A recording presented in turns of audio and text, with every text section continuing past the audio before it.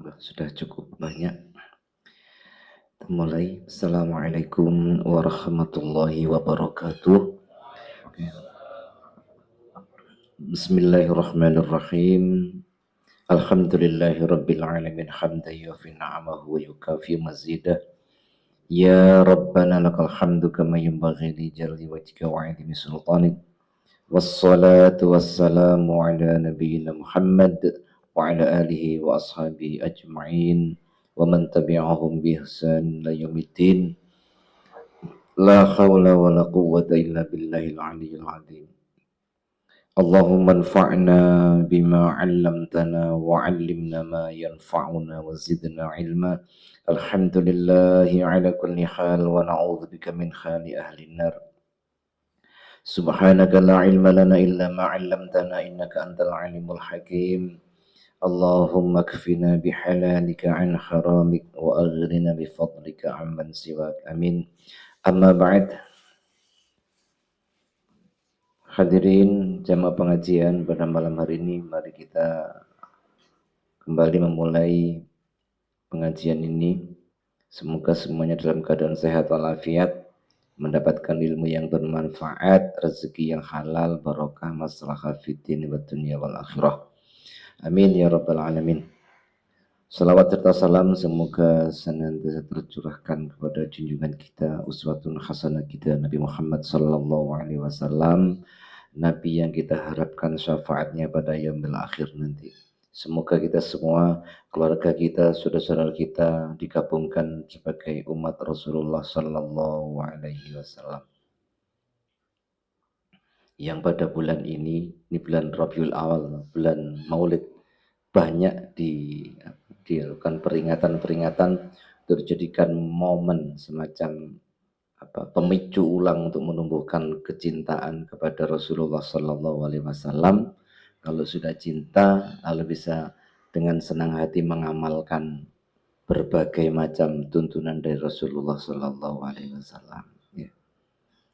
Malam ini saya juga akan menyampaikan, menyambung pembicaraan kita malam Jumat yang lalu seputar istiqomah, di mana di dalam Al-Quran surat Fussilat ayat 30 Allah berfirman, Innal ladzina qalu rabbunallahu tsumma istaqamu tatanazzalu alaihimul malaikatu alla takhafu wa la tahzanu wa abshiru bil jannati allati kuntum tu'adun. Artinya, innalladzina qalu, sesungguhnya orang-orang yang berkata, yang punya pendirian, Rabbunallah, Tuhan kami adalah Allah. Summastaqamu, lalu mereka beristiqamah atau memegang teguh keyakinan itu, maka tatanazzalu, akan diturunkan kepada mereka alaihimul malaikah, diturunkan kepada mereka itu malaikat. Allah takhafu, ini satu penjelasan mengatakan malaikat turun ketika orang itu menjelang kematiannya. Malaikat turun dengan berkata, Allah takhafu, wahai calon jenazah itu, jangan engkau takut. Wala tahzanu, dan jangan engkau bersedih hati. Wa abshiru bil jannah, gembiralah dengan surga allati kuntum tu'adun, yang telah dijanjikan kepada kalian. Ini betapa kita sangat mengharapkan, masing-masing kita ini umpamanya pas kedatangan malaikat maut, lalu datang juga malaikat yang menghibur kita dengan mengatakan alla takhafu wa la tahzanu wa abshiru bil jannati allati kuntum tu'adun. Bapak, tenang, jangan takut, jangan sedih gitu kan. Gembiralah kamu dengan surga yang dijanjikan oleh Allah kepada kamu. Kalau ayat ini dihadapkan dengan kematian, mestinya kita ini juga sangat berharap bahwa kita itu mati dalam keadaan yang senang, ya, senang. Kan kayaknya mati kalau sing seneng gitu kan. Mati pasti, tapi mesti tidak ada yang senang. Padahal mati adalah pintu menuju surga. Kita itu pingin juga masuk surga, tapi tidak lewat pintunya. Gitu ceritanya. Tidak usah lewat pintu mati. Mati itu kan sesuatu yang sangat sedih gitu ya. Ya. Tapi mau tidak mau, siap ataupun tidak siap, saya dan panjenengan pasti akan berhadapan dengan malaikat pencabut nyawa. Dan supaya mati kita itu mati yang bagus, maka antara lain istiqomah di dalam megang Rabbunallah, Tuhan kami adalah Allah Subhanahu wa taala. Tuhan yang aku bermohon kepadanya, Tuhan yang aku menyembah kepadanya, yang aku berdoa, yang aku berlindung, yang aku mohon ampun, bersandar segala urusanku hanya kepada Allah. Itulah konsekuensi dari kalimat la ilaha illallah. Tidak lagi nyimpang-nyimpang, tidak lagi miring-miring kemana, tapi langsung lurus kepada Allah Subhanahu wa taala. Lurus itulah istiqomah, dipegang sampai mati. Hadir rahimakumullah, kemarin saya sudah menambahkan penjelasan bahwa di dalam Quran surat Fussilat ayat 30 yang barusan kita baca itu, istiqomah di sana meliputi istiqomah di atas tauhid, mengesahkan Allah Subhanahu wa taala, yang hanya minta tolong kepada Allah, hanya menyembah kepada Allah sampai mati. Itu hanya keyakinan kepada kalimat tauhid. Istiqomah tetap berada di atas garis tauhid. Yang kedua dikatakan istiqomah dalam ketaatan dan kewajiban kepada Allah. Kita sudah paham bahwa Islam ini seperangkat aturan dari Allah Subhanahu wa taala yang antara lain isinya adalah perintah dan larangan.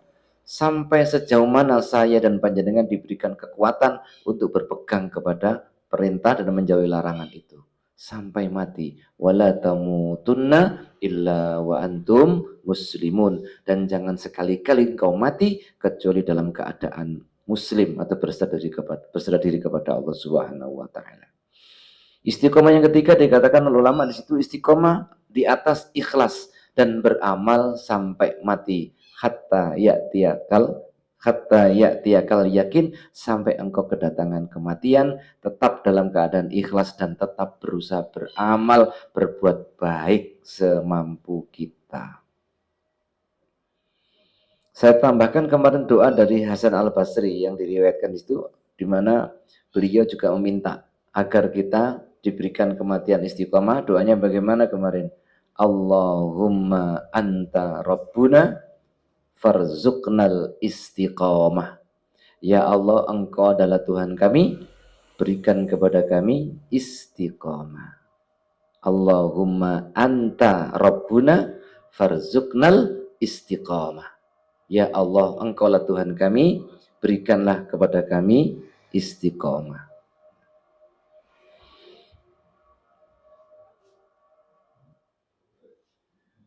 Hadir rahimakumullah, itu diantara pentingnya istiqomah yang patut kita tanamkan, kita ingat-ingat bahwa harapan kita nanti pada saat ajal menjemput kita, kita tetap dalam kondisi beriman dan didatangi oleh malaikat yang membawa berita gembira kepada kita. Maka orang mati menjadi tersenyum gitu ya Pak ya. Tersenyum. Ya.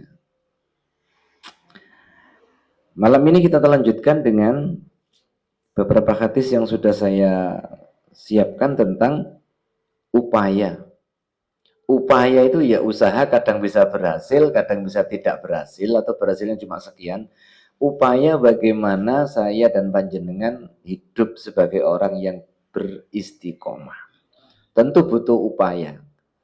Dan kemarin yang kita menjadikan bicara istiqomah itu kan Rasulullah berjanji, fastaqimu, ya, istaqimu walan tuhsu, kata Rasulullah dalam riwayat Imam Malik, istaqimu, beristiqomalah kalian, walan tuhsu, dan kalian tidak akan bisa menghitung banyaknya ataupun jumlah kebaikan di dalam sifat istiqomah. Upaya yang pertama yaitu memahami dan mengamalkan dua kalimat syahadat. memahami dan mengamalkan dua kalimat syahadat. Tadi sudah saya singgung antara lain bahwa persaksian kita tiada Tuhan yang berhak disembah kecuali Allah, asyhadu alla ilaha illallah, ya. Itu kan tidak hanya bunyi kalimat la ilaha illallah, tapi di dalamnya banyak terkandung konsekuensi-konsekuensi. Kita mengucapkan la ilaha illallah itu apa konsekuensinya gitu kan? Antara lain saya sebutkan keyakinan bahwa tidak ada zat yang bisa mengampunkan dosa-dosa kita kecuali Allah. Itu harus yakin. Maka kita akan merasa kalau berbuat salah minta ampun kepada Allah Subhanahu wa taala. Ya. Yang kedua, keyakinan bahwa tidak ada zat yang bisa mengabulkan doa-doa kita kecuali Allah Subhanahu wa taala. Maka kita akan senantiasa bersandar dan berharap secara penuh kepada Allah yang mampu mengabulkan doa-doa kita. Allahus Samad, dan kepada Allah lah segala sesuatu bersandar. Enggak, Pak. Kalau jenengan iki Mas ini.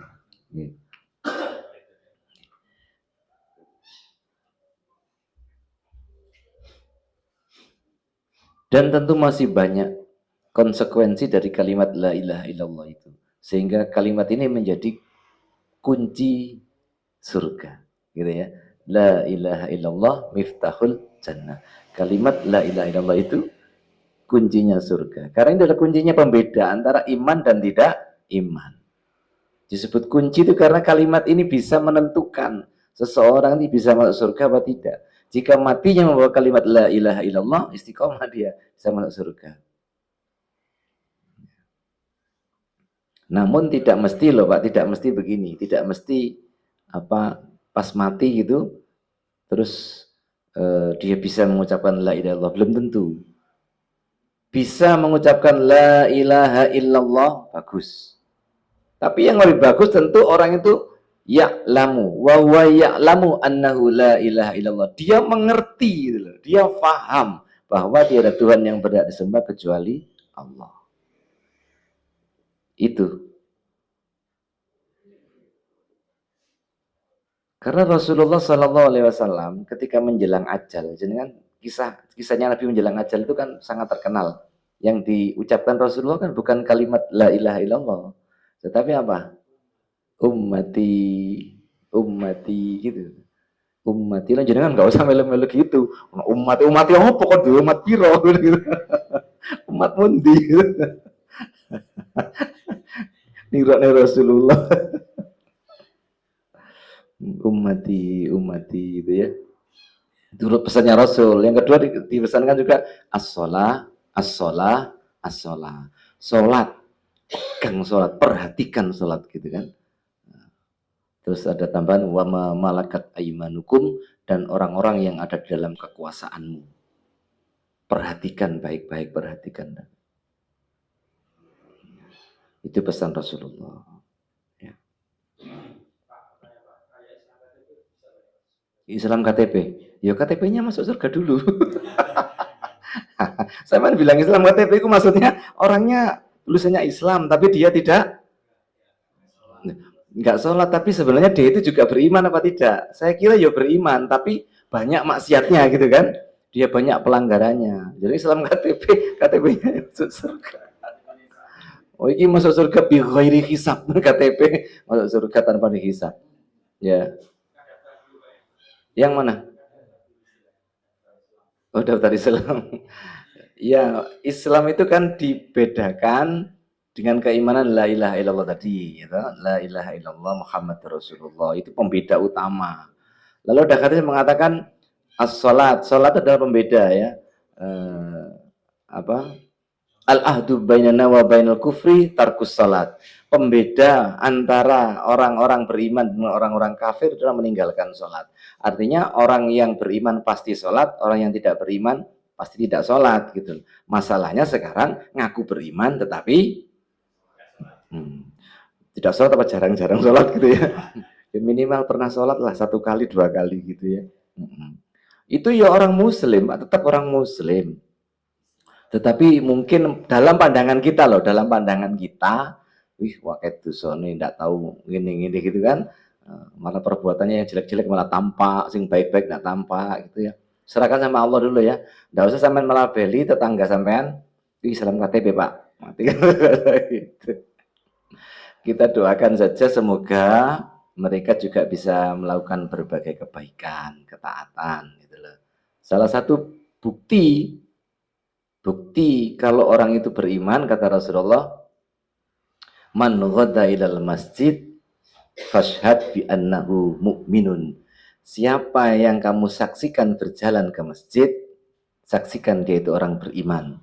Lek nang masjid nyeleng sandal, Pak. Aku nggak tahu saya, itu kan pokoknya ke masjid gitu ya. Jadi orang yang maksudnya sering datang ke masjid, dengan tahu itu adalah pasti orang beriman. Pasti orang beriman. Kan sering saya bilang sama teman-teman dan sama istri, yuk absen yang masjid gitu loh Pak. Absen di masjid, absennya itu di masjid. Maksud saya biar kita diakui, dicap orang beriman, datanglah ke masjid. Gitu. Segitu itu Pak, nggak usah dipikir yang lain-lain. Nah masjid tiba mau enggak kadang nurut ngecas HP barang iku nek. Atau ya mampir ke WC-nya masjid juga ada kan? Ada saya sering tahu juga. Nggak usah kita nilai yang aneh-aneh. Pokoknya teman kita yang datang ke masjid, tetangga kita tahu itulah orang beriman. Saya dulu kan waktu ada orang meninggal, tetangga meninggal, ribut orang-orang. Oh nggak tahu ketok lek. Sholatnya kok kayak ribut orang-orang gitu. Terus saya, ini kan anaknya juga Islam. Terus ibunya masuk enggak Islam? Islam Pak, tapi enggak pernah lihat ikut yasinan, enggak pernah. Isi sholatnya dunga nih, pokoknya kalau enggak diterima sama Allah ya sudah. Gitu saya. Ya, kita harapkan orang-orang di sekitar kita semuanya muslim ya. Walaupun mungkin belum tampak apa namanya kebaikannya. Maksud sepanjang hidup tidak pernah sholat sekalipun, saya kira pasti pernah, ya kan? Sekali sholat berarti sudah Islam. Nggak usah ditiraknya tapi sholat terus Islam, nggak gitu. Baik, saya lanjutkan. Apa tadi upayanya? Tadi memahami dan mengamalkan dua kalimat syahadat. Persaksian bahwa Muhammadur Rasulullah, Muhammad itu utusan Allah, maksudnya bahwa kita bisa menyembah kepada Allah, bisa tahu hak-haknya Allah, itu kalau diterangkan oleh Nabi Muhammad SAW. Itu yang utama. Makanya ibadah itu harus meniru kanjeng Nabi Muhammad, gitu kan? Mulai tekolek wudunya, tayamumnya, sholatnya, berpuasa, zakat, haji, diupayakan punya dasar-dasar yang pernah ditunjukkan oleh Nabi Muhammad SAW. Sallu kama ra'aitumuni usolli. Salatlah kamu sebagaimana kamu lihat aku salat. Lah ternyata kan berita tentang salat tidak satu kan Pak ya. Beritanya banyak macam-macamnya. Kan bilang gini, yakinlah dengan pendapat Anda tanpa menyalahkan orang lain. Sudahlah pelajari pendapat kita yang kita yakin, yang kita ambil. Sudah itu udah cukup. Ya. Orang lain yang nilai biar Allah Subhanahu wa taala. Gitu ya. Winginane kuning cah wedok saya membaca tulisan gitu Pak. Kaosnya ditulis ini. Biarlah Rokib dan Atid yang menilai saya. Awakmu ra usah melu-melu. Tulisannya kaos betul itu Pak. Oh, cah wedok keren. Ya Allah, mungkin gue seragam tulisannya enggak tahu gitu. Ya memang benar Rokib dan Atid yang menilai kita. Awakmu ra usah melu-melu. Betul betul. Ya. Maksudnya mau diomongi belas deh, karena dewi bebas karepe itu. Naudzubillah. Jadi begitu ya.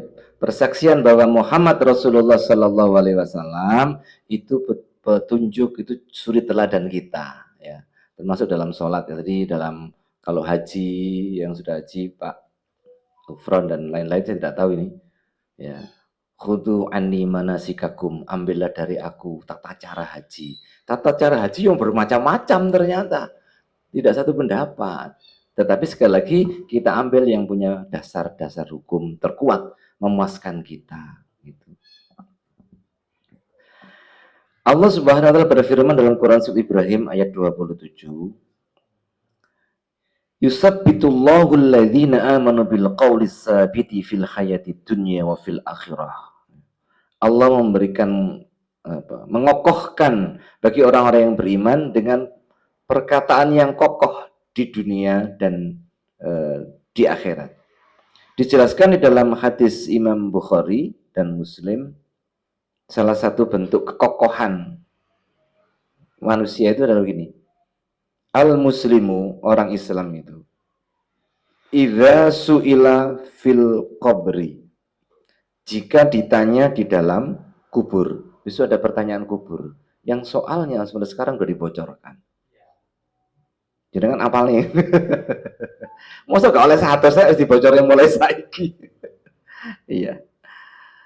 Idza su'ila fil qabri, antara lain jika ditanya di dalam kubur.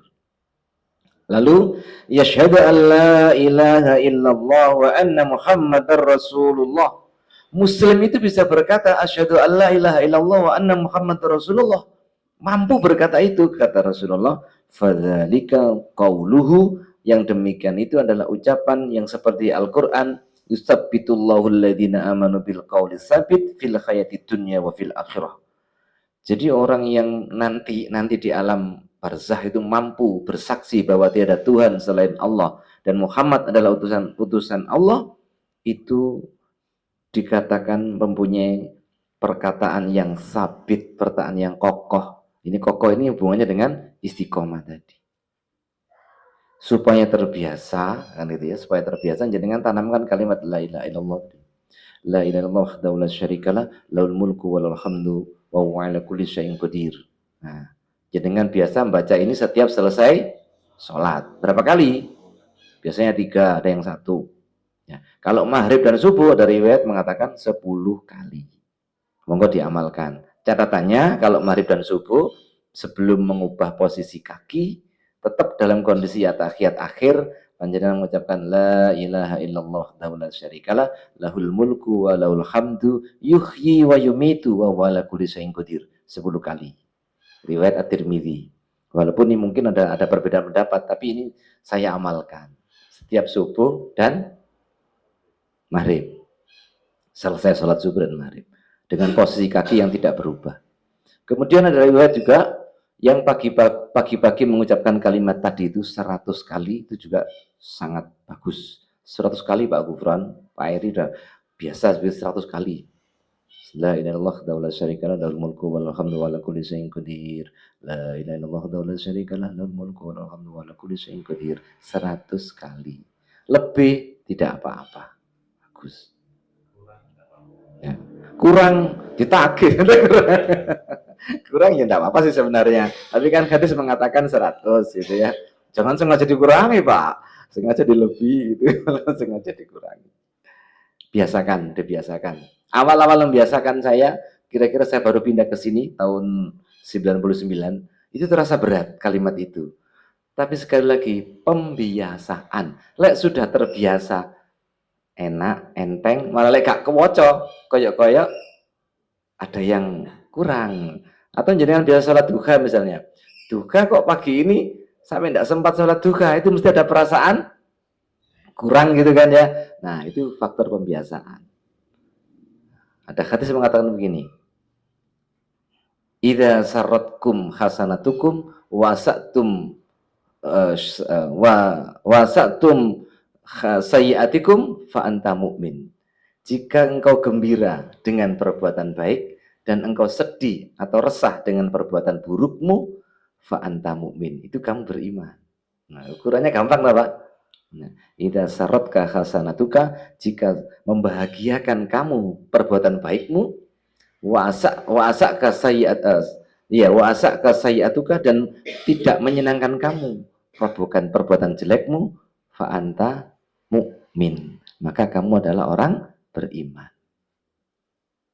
Jadi walik-walik, lek dikon salat sedih, lek enggak salat gembira lah itu tidak beriman jadinya. Nah, ukurannya seperti tadi. Monggo diingat-ingat, ditanamkan betul-betul.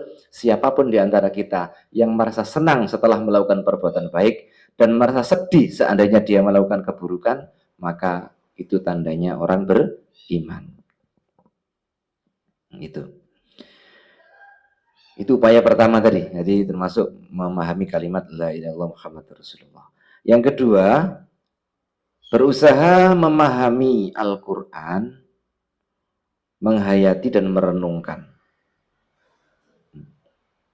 Jadi memahami Al-Quran tidak sekedar kita baca-baca biasa, tetapi dipahami ada apa sebenarnya, disuruh apa sebenarnya, dilarang apa kita ini kan gitu. Itu tidak dipahami jarene jadi tombo hati gitu kan, angen-angen maca Quran berangan-angan dengan maknanya.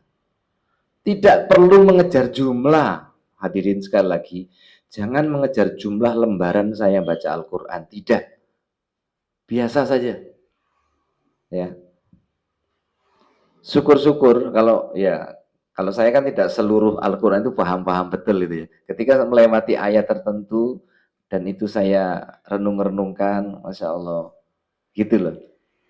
Tadi malam terakhir saya membaca surat Al-Mu'minun pada ayat yang gini. Yang mengatakan penciptaan manusia itu loh.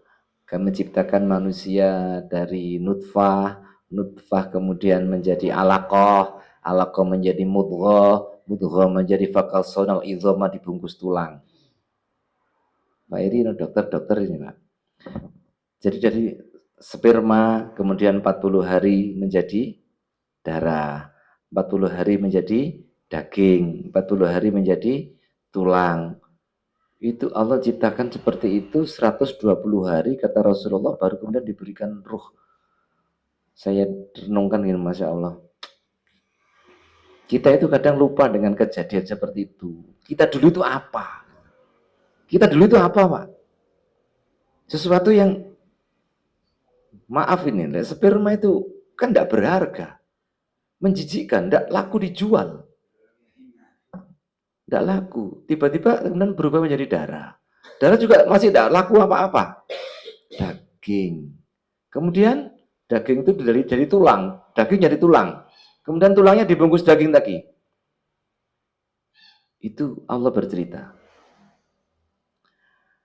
Terus sekarang kita lahir begini, kadang sombong kita nih. Lupa sama Allah. Lupa sama kejadian kita. Baru kalau sudah meninggal, penyesalan itu ada. Katanya lagu sing judulnya Sebujur Bangkai, pernah dengar Pak? Lagu ini siapa ya? Lu marah Sebujur Bangkai. Begitu nyawa diambil, Anda sama sekali nggak berharga. Daging tulang nggak berharga. Ada orang sudi tidur sama kita, tidak ada orang sudi menemani kita. Apalagi sudah 2 hari 3 hari, udah langsung hilang. Sudah. Tidak ada harganya, padahal kita menata badan, ngejim barang besar gitu ya. Wah, setelah mati sama sekali tidak berguna. Semua dikembalikan kepada kejadiannya tanah. Yang berharga iman kita itu loh. Nah, justru iman kita ini ya ngaji seperti ini kudu disempat-sempatkan. Ada prioritas. Tidak usah tiap hari memang. Jadi ngaji itu ya seminggu sekali sudah bagus, sudah cukup. Yaitu mudah-mudahan untuk mengobati iman kita ini supaya bisa terus berkembang dengan baik ya. Jadi mengkaji Al-Quran. Allah berfirman dalam Quran surat An-Nahl ayat 102. A'udzubillahi minasyaitonir rajim. Qul nazzalahu ruhul qudusi mir rabbika bil haqqi liyusabbital ladzina amanu wa hudaw wa busyra lil muslimin. Katakanlah wahai Muhammad, Al-Quran ini diturunkan melalui perantaraan Ruhul Kudus, malaikat Jibril, nirrobika dari Tuhanmu, bil haqqi dengan membawa kebenaran, untuk apa? Liyusabbital ladzina amanu. Jadi Al-Quran itu untuk mengokohkan bagi orang-orang yang beriman.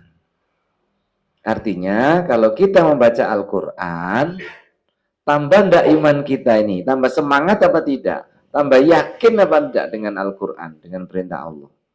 Karena fungsinya ini, Al-Quran itu liyusabbital ladzina amanu, untuk mengokohkan orang-orang yang beriman. Di samping sebagai wahudan, petunjuk, wabushra, dan kabar gembira lil muslimin, bagi orang-orang muslim. maka membaca Al-Quran menjadi kebutuhan. Kalau sudah begini menjadi kebutuhan. Kalau waktu kecil untuk Quran kan diseneni, itu menjadi perintah, kewajiban, beban. Kalau sudah mengerti, baca Al-Quran menjadi kebutuhan. Kenapa? Salah satunya untuk mengokohkan iman kita. Yang bagus baca Al-Quran kapan? Kata guru saya kalau bisa malam. Kalau bisa, kalau enggak ya waktu kapanpun.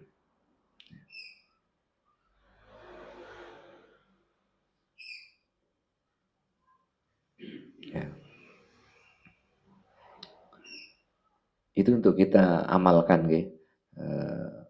Baca apa saja Al-Quran itu dirutinkan. Ya. Kemarin sudah saya ceritakan di sini. Rumah yang dibacakan Al-Quran, apa fungsinya kemarin itu? Akan terasa luas bagi penghuninya. Akan diturunkan malaikat membawa rahmat. Apalagi setan-setan akan lari. Yang keempat, akan banyak kebaikan di rumah orang itu. Bacalah Al-Quran. Setiap hurufnya diberikan pahala kebaikan.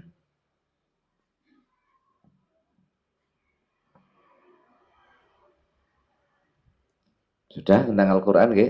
Insya Allah bisa diamalkan. Yang upaya ketiga kemarin sudah saya sampaikan, yaitu berkomitmen untuk melakukan amal kebaikan walaupun sedikit. Saya bilang tadi, jangan ngejar jumlah. Yang penting itu ada 3 hal. 1, terus-menerus dilakukan. 2, ikhlas. Yang ketiga, tepat caranya. Kalau umpama membaca Al-Quran, Pak, baca Al-Quran 1 ain istilah kita. 1 ain ya. 1 ain apa 1 belum? Ya 1 ain. 1 ain. Baca, terus-menerus 1 ain. Sudah kemudian tepat. Dia membacanya bagus. Yang ketiga, ikhlas karena Allah. Itulah istiqomah. Masih membaca sedikit, bagus bacaannya, niatnya ikhlas gitu.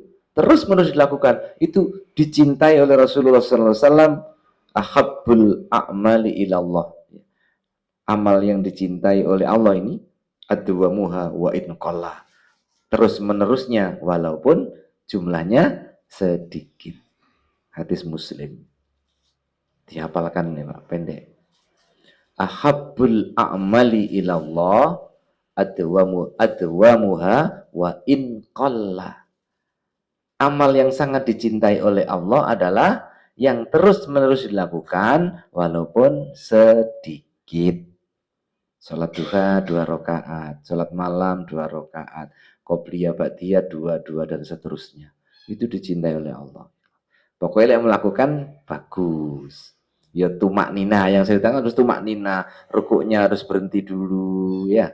Sujudnya berhenti dulu. Berapa menit kemarin pertanyaannya tumak nina? 7 menit ya. Rencananya 7 menit. Ada ngapal bendol ireng gitu. Iya.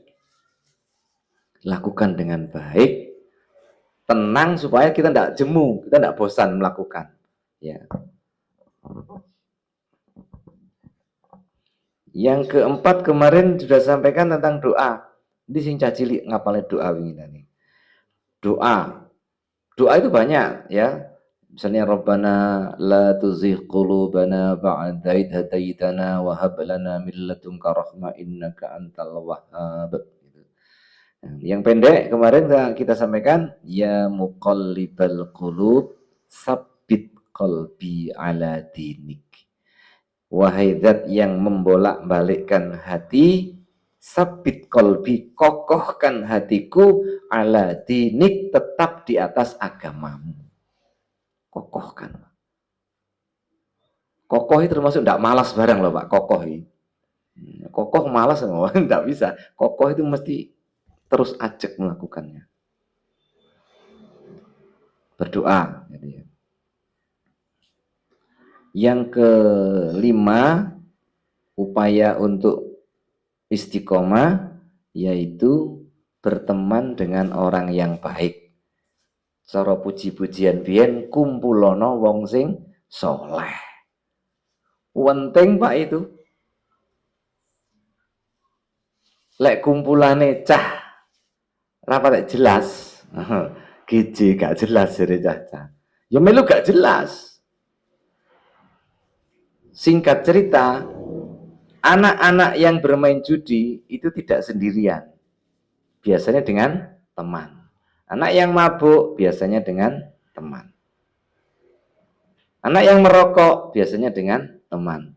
Lek bapak merokok ini apik ya, lek anak merokok enggak apik. Apalagi anak sekolah. Kemarin saya menangkap 2 orang, menangkap kayak polisi ya.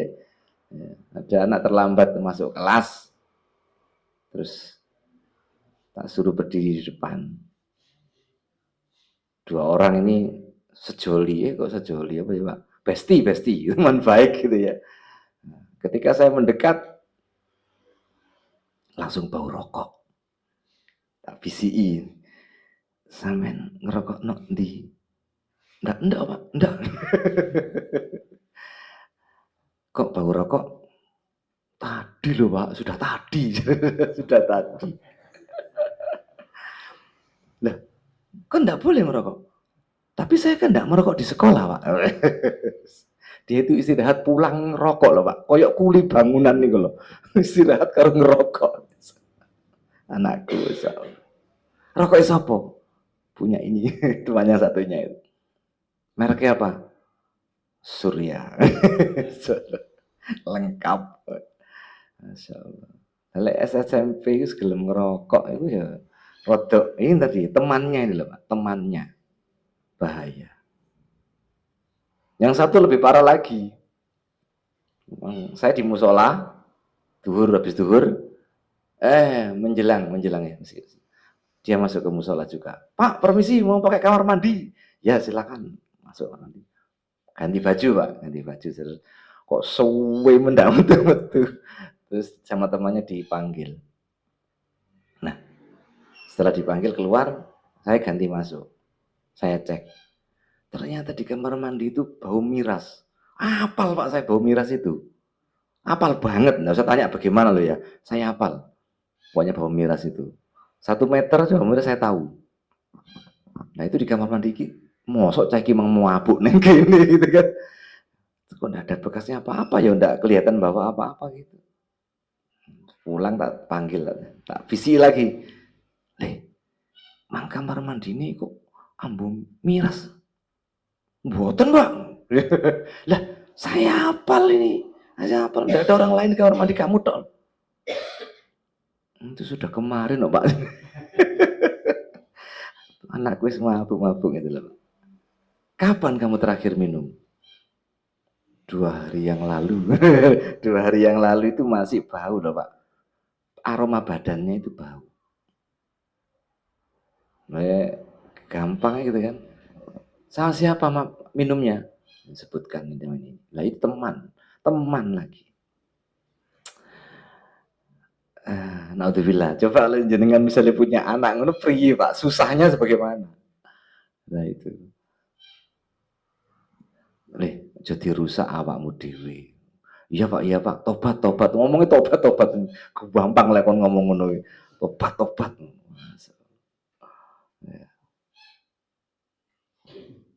Sampai ada yang mau belajar sholat tobat barang itu Pak, yang dulu tahun yang lalu. Sudah lama Pak saya enggak mabuk. Sudah lama enggak mabuk, berarti bedirannya yang mabuk. Allah. Oke. Begini. Masalah berteman ini salah satu hadis yang pendek begini. Al-mar'u ala dini khalilihi falyandur ahadukum mayu khalilu.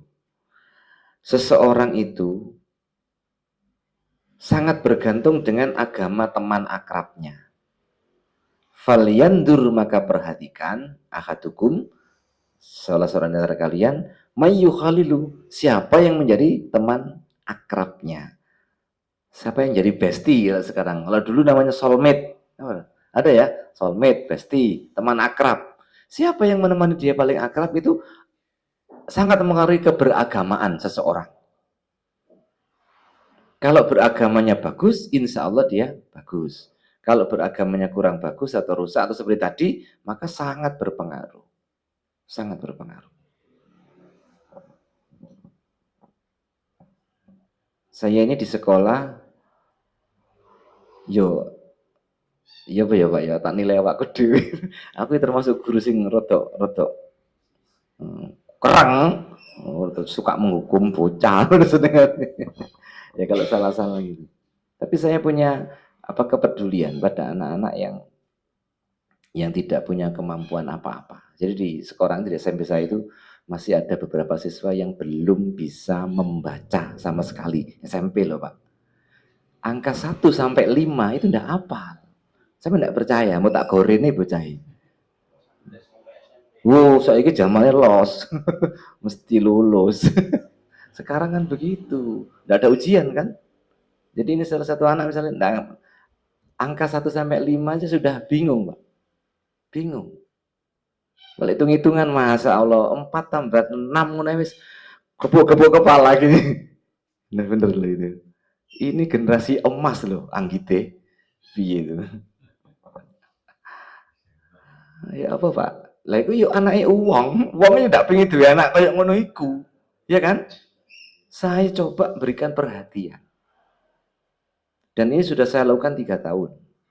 3 tahun saya berjalan, salah satu anak ada dua laki-laki yang berhasil dari tidak bisa menjadi bisa. Sifatnya privat itu Pak. Jadi waktunya pelajaran tak ambil, tak pelajari dewe gitu. Hampir setiap hari, terutama Senin dan Jumat biasanya saya. Nah, itu ada anak yang ternyata seneng ngejak koncone sholat, jangan lah Pak. Padahal dia itu ya ndak pinter, tapi gini loh, kelebihan orang sampai seperti itu. Lek dikon resik-resik musola, ini puwateng, resik. Tapi ndak bisa moco. Lek sholat ning sop depan dewi. Tapi baca natahiyat baru ngapal. Ngene iki lek cara kita beri nilai kan ya wis nilai wapi. Nah, jadi praktek ilmu itu menjadi belakangannya, pengikutnya. Yang penting kapan gelem sholat. Sudah bagus daripada apal sholat tetapi tidak sholat. Nyata anaknya sekarang masih sekarang kelas 2 yang ini yang saya ceritakan. Kemarin ikut program sunat nih Dokter Azhar kalau tidak salah. Oleh sangu, seweneng Pak. Dia tidak mampu. Jadi sunat di Dokter Azhar kemarin. Alhamdulillah. Jadi kelebihan ada teman anak yang suka ngajak temannya sholat itu luar biasa. Aku duduk akhir rencana ya tak kayak duit. Senang melihat anak mau ngajak temannya ibadah. Itu senang, Pak. Senang. Sekarang ini kalau saya punya kegiatan di sekolah setiap hari Jumat pagi, jam 7 sampai jam 8. Yang saya cerita kemarin. Setelah sholat duha itu belajar membaca Al-Quran. Sing ngajari itu adalah anak dengan anak. Saya daftar siapa yang mau ngajari temannya itu ternyata banyak. Tapi sing akeh cah wedok. Cah lanang ora patek gelem dikon. Cah wedok sing banyak. Bisa ngajari teman-temannya. Nah, kemauan anak untuk mengajak orang lain berbuat baik itu nilainya sangat bagus. Sangat bagus.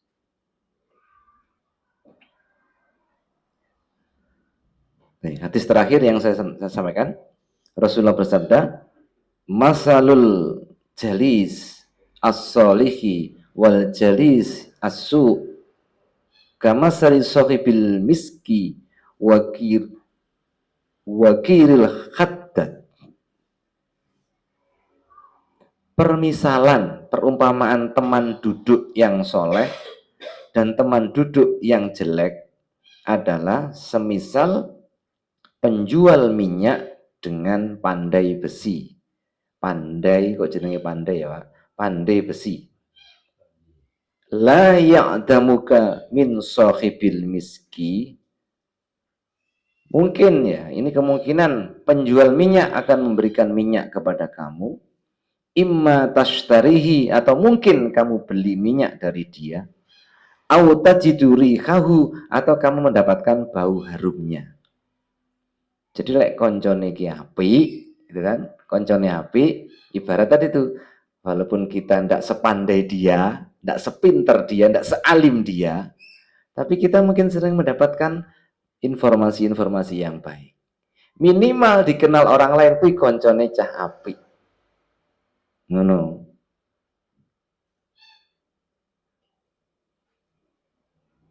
Bisa dipahami ya ini ya. Kalau berteman dengan orang baik itu, walaupun kita tidak sama dengan dia, tapi itu rombongannya itu baik. Rombongan wong apik. Ibaratnya lah dengan rombongan bupati, anak bupati misalnya gitu. Jadi kan dia enggak cedek-cedek banget, tapi melu ngawal loh rombongannya bupati. Enggak apa-apa jenenge gitu. Itu karena berteman dengan orang yang baik. Sebaliknya kalau berteman dengan orang yang tidak baik, kata Rasulullah kan seperti berteman dengan pandai besi. Wakirul haddad, pandai besi itu bagaimana? Yuhriku badanaka ausaubaka. Dia bisa membakar badanmu atau pakaianmu. Au tajidu minhu rihan khobisatan, atau kamu mendapatkan bau yang tidak sedap darinya.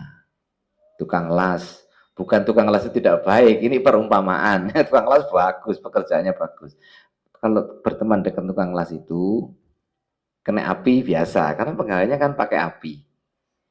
Mungkin badan kita, mungkin pakaian kita. Kalau tidak, mungkin kita akan mendapatkan asap aroma yang tidak sedap dari tukang pandai besi itu. Maka tinggal memilih kita ini bagaimana teman kita. Kan tadi di belakang dikatakan falyandur, perhatikan dengan siapa kita berteman. Ya, teman yang ngejak neng masjid mesti neng masjid. Teman yang ngajak ngaji ngaji kan gitu. Itu upaya kita supaya bisa istiqomah. Temannya teman yang baik. Ya. Ada 5 hal tadi yang upaya istiqomah. 1, memahami dan mengamalkan 2 kalimat syahadat. Yang ketiga yang kedua mengkaji Al-Quran, merenungkan, memahami. Yang ketiga berusaha komit untuk menjalankan syariat walaupun sedikit. Yang keempat berdoa. Yang kelima berteman dengan orang-orang yang baik. Ini yang bisa saya sampaikan tentang istiqomah ya. Nggak usah bersedih saya kok mendengar sing banyak menteri joget itu pas peristiwa apa tuh jenis sing diumumkan katanya gajinya naik berapa 500 sehari 3 juta yuk sebulan berarti 90 juta, asik dong gitu kan. Terus joget joget yang mereka tidak sama dengan kita Pak, jogetnya mereka itu tidak etis. Kenapa? Satu, mereka adalah orang-orang yang dianggap paling terhormat, tempatnya tempat terhormat, sementara masyarakatnya masih banyak yang tidak mampu, banyak orang miskin, dikai pajak macam-macam, pajaknya naik dan sebagainya. Kok berjoget, ayo mbuh. Wakili sampean. wakil lebih sugih timbangnya sing diwakili. Ya.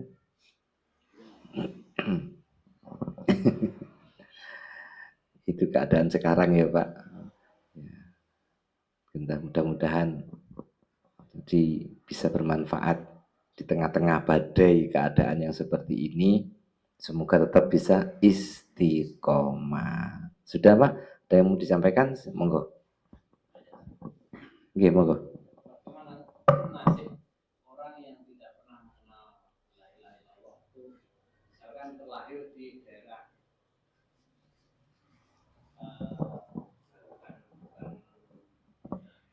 dengan orang Islam, terus tidak ada yang berjamaah.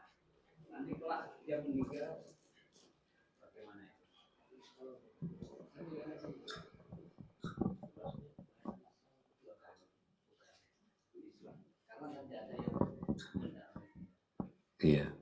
kira-kira daerah mana yang masih begitu itu ya? Ya, mungkin saja ya. Prinsipnya kalau dakwah belum sampai, maka dia tidak bisa dikenai hukuman. Tapi kalau dakwah sudah sampai, dia pernah mendengar, maka dia dikenai hukuman. Jadi pertanyaan begitu, dia yang paling bisa tahu apakah dia sudah pernah mendengar dakwah, ajakan kepada kalimat tauhid atau tidak sama sekali. Ya, saya kira kalau di zaman ini ya susah dicari karena sudah misalnya ada HP itu kan bisa dia mendengar dari mana-mana gitu ya, insya Allah. Begitu prinsipnya. Gitu. Mudah-mudahan tidak ada yang seperti itulah kita ini masa daerah mana ya kira-kira terpencil banget. Tidak dapat apa-apa ya. Tapi melebu TV oleh di dalam. Wallahu alam kalau sudah seperti itu. Jadi tidak ada hukuman, tidak ada taklif pada begitulah. Dia ditaklif apa kalau tidak ada informasi apa-apa? Iya. Yang ada taklif itu kalau sudah menerima informasi kok cik, kok cik seperti itu. Itu. Monggo yang lain. Monggo Pak Dokter ada yang sampaikan?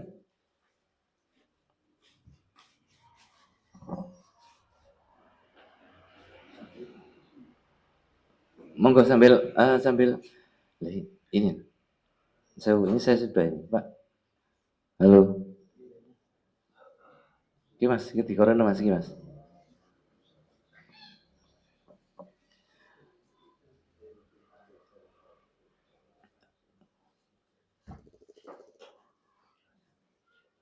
Oh, Pak Saiful, siap.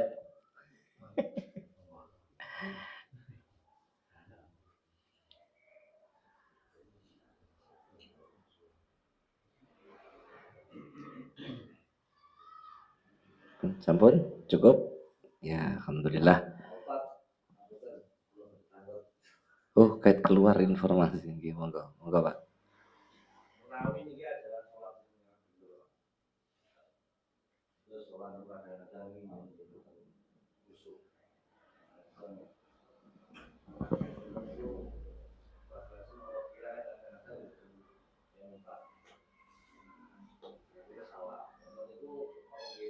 Sah? Gitu ya. Jenengan pernah sholat tidak khusyuk? Sering.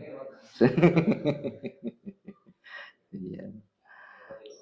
Iya, pengertian khusyuk itu tunduk mengingat kepada Allah bahwa Allah sedang melihat kita. Khusyuk itu anggota badan dan juga termasuk hati. Ya, harus hadir Allah dalam hati kita, itu khusyuk. Namun para ulama tidak semua atau sebagian besar tidak memasukkan khusyuk sebagai rukun sholat secara formal. Sehingga sholat itu formalnya ya takbiratul ihram dan sebagainya itu bacaan-bacaan sampai selesai itu sudah dianggap sah secara formal.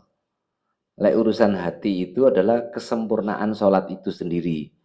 Makanya kalau orang sholat khusyuk dan tidak khusyuk, walaupun kelihatannya sama secara lahir, pahalanya tidak sama. Pahalanya tidak sama. Sah apa tidak? Sah. Namun tadi itu perolehannya di depan Allah tidak sama. Jenengan misalnya dari awal ingat Allah pas dulu sampai terakhir moro-moro salam. Sakwen memang dapat ingat Allah. Ya sah. Tetapi nggak tahu nilainya berapa. Karena ada hadis riwayat Ahmad mengatakan seseorang sholat mungkin mendapat 1/10, 1/5, 1/3, 1/2 atau 1. Itu kemungkinan-kemungkinan. Jadi orang sholat itu tidak langsung dapat 1 begitu. Tapi mungkin memang satu titik nah itu. Karena ya tadi itu, karena di dalam hati kita mungkin bacaan-bacaan kita tidak seideal yang diharapkan gitu ya. Nah, Terus caranya khusyuk gimana? Ngaji lagi nanti ini. Caranya khusyuk itu minimal, yang saya ingat ini, khusyuk itu minimal satu, memahami bacaan-bacaan sholat kita. Yang kedua, memulai sholat dengan tidak tergesa-gesa. Yang ketiga, mengingat akhirat. Itulah yang di Al-Quran itu. Alladzina yadhunnuna annahum mulaqu rabbihim wa annahum ilaihi raji'un. Orang yang yakin besok akan bertemu dengan Allah, insya Allah sholatnya khusyuk. Yang keempat itu rada angel, itu menganggap sholat ini sholat terakhir. Nah, ikut dia. Hari ini sholat terakhir itu. Itu bisa khusyuk, tapi agak sulit. Kayaknya si menisik nyambut gawe sih, oh kan gitu. Tapi kalau ini kata Nabi SAW, jadikan sholatmu sholat muwadda, sholat perpisahan. Kalau bisa, sholat perpisahan. Yang kelima, sing gampang ngelima ini, kalau enggak ingat, panjenengan agak perpanjang rukuk dan sujudnya. Rukuk dan sujud agak diperpanjang, agak coba teman-teman, agak diperpanjang, gitu ya, dari biasanya. Supaya apa tadi itu? Supaya kita ingat kepada Allah, sedang dilihat oleh Allah, itu kan khusyuk. Jadi kalau emang sepanjang sholat itu kita mungkin juga sulit ya khusyuk terus, tapi minimal sebanyak mungkinlah kita ingat kepada Allah, gitu ya. Oke, terima kasih. Ini pertanyaannya berat. Monggo yang lain masih 8:30 nih, masih buka ini. Imam terlalu cepat ya direm. Gimana ya? Imamnya kok cepat akhirnya, wah itu hilang khusyuknya nanti kalau begitu. Ndak sidaqat aflahal mu'minun alladzina hum fi sholati mukhasyiun. Sungguh beruntung orang-orang beriman, yaitu orang yang khusyuk di dalam sholatnya. Dan khusyuk itu akan rusak kalau cepat-cepat. Wis to. Rusak Pak nanti. Dan jenengan nanti tidak dapat apa-apa, bisa jadi kesel saja dapatnya. Jadi kalau ada imam begitu ya siasatnya bagaimana? Kita jamaah di situ apa tidak gitu ya. Kalau tidak ada pilihan bagaimana lagi gitu. Kalau ada pilihan bisa mencari tempat yang lain. Gimana kadung imam ngono dudu aku sing dadi imam moro-moro ya wis dadi imam. Insyaallah mudah-mudahan kalau imam sing ngono kan biasa pas tarawih saja, biasa kan insyaallah enggak. Setahu saya begitu. Dan saya merasakan juga kan kita ini hidup waktu di desa-desa itu les tarawih balapan sing mari dhisik pentongane didodok ngono. Aku mari tambah kejar. Soli ali. Lomba. Memang apa ya kok begitu dulu itu? Ya, itu waktu kecil. Nah, sekarang tidak. Sholat adalah kebutuhan kita. Dilaksanakan dengan khusyuk, itu tenang. Qad aflahal mu'minun alladzina hum fi sholatihim khashi'un. Sungguh beruntung orang-orang mukmin itu, yaitu mereka yang khusyuk di dalam sholat mereka. Sampun Bapak Ibu nggih? Masih ada? Siap. Sebentar melenceng aku enggak bisa. Pembahasan.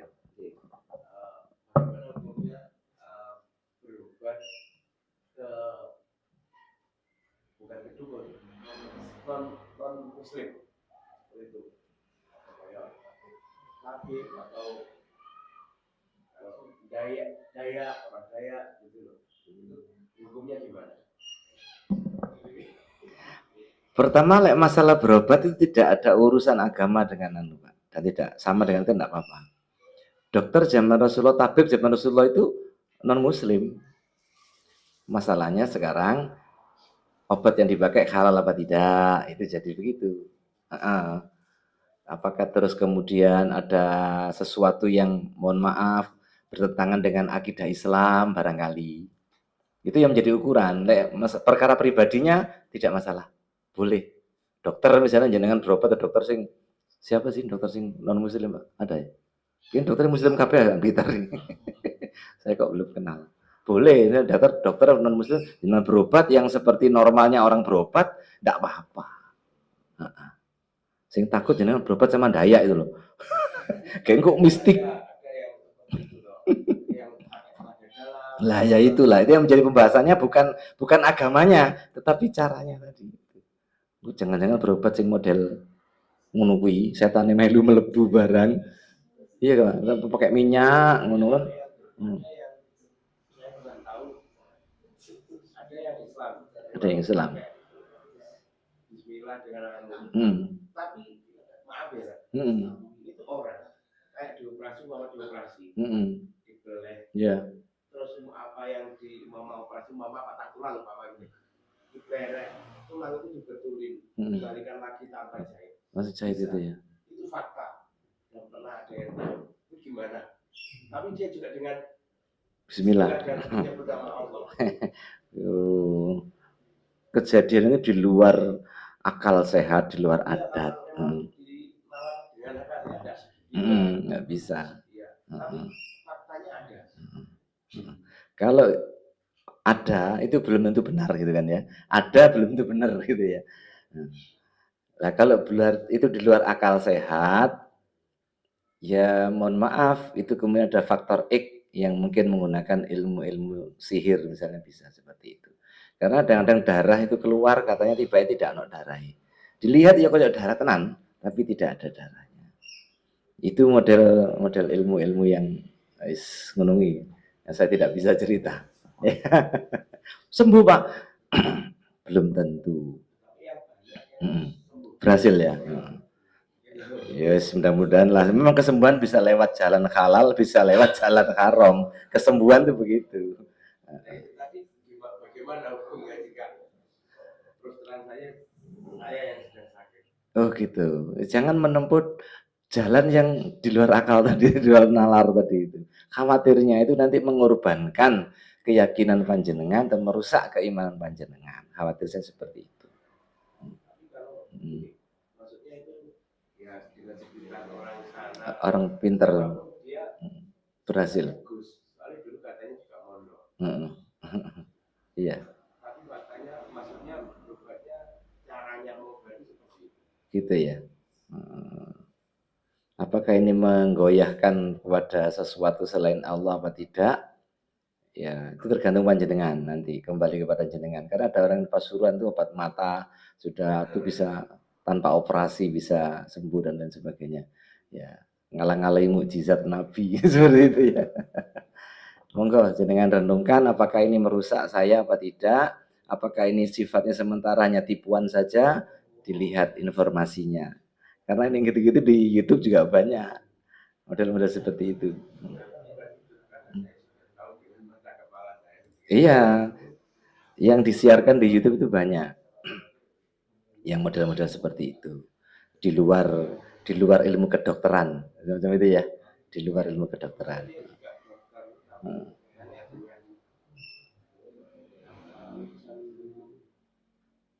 Mesir kalau nggak salah itu katanya seperti itu. Tapi dia intinya orang nggak sesepakat dengan kedokteran itu, tapi dia praktek dengan seperti dengan Muslim kayak cerita gitu. Iya, berobatlah pokoknya bukan dengan jalan yang haram ya. Berobatlah mungkin misalnya dokter pakai obat dia pakai herbal, nah itu bisa jadi benar. Nah, bisa jadi benar karena dia juga melalui penelitian tuh juga itu dari ilmunya gitu. Bisa jadi seperti itu. Tapi sing lain-lain ya Allah alam seperti apa tadi membedah tulang dikembalikan langsung bisa sembuh itu kan sesuatu yang gimana menurut ilmu itu. Saya kemarin itu diambil keluar. Masuk itu seperti saya ini yang lihat. Saya nggak terasa sakit. Videonya ada. Diambil besi. Bukan besi. Apa? Itu kayak kan maaf ya saya mengidap tumor nasuhari. Oh diambil. Kan sekarang ini saya yang sebelah kiri budak tapi nggak 100%. Mungkin 80-90% masih ada mendengar. Terus saya kan juga coba ke sana itu juga saran teman. Jadi diambil gitu. Maksudnya iya kemarin itu saya diambil di sini itu kayak lendir gitu. Tapi plong. Dan memang ada lendirnya kan? Iya, memang plong, benar-benar plong. Maksudnya itu saat itu benar-benar plong. Dan saya memastikan memang yang dimasukkan itu nggak ada kayak ini kapas dileboknya di sini terus ditutup, nggak ada saksi beliau nggak lihat. gitu ya. Mudah-mudahan baik dan benar. Ya, jenengan berobat, kewajiban jenengan berobat, menempuh seperti itu dan terus berlindung kepada Allah ya, supaya itu benar, tetap dalam keadaan akidah yang benar gitu. Insya Allah kalau masalah agama yang ngobati tidak jadi hambatan.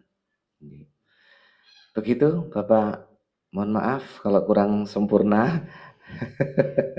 Tapi saya berharap manfaat ya nggih, di dalam istiqomah kita beribadah, berteman dengan yang baik. Akhirul kalam, subhanakallah bihamdika asyhadu an la ilaha illa anta astaghfiruka wa atubu ilaik. Wassalamualaikum warahmatullahi wabarakatuh.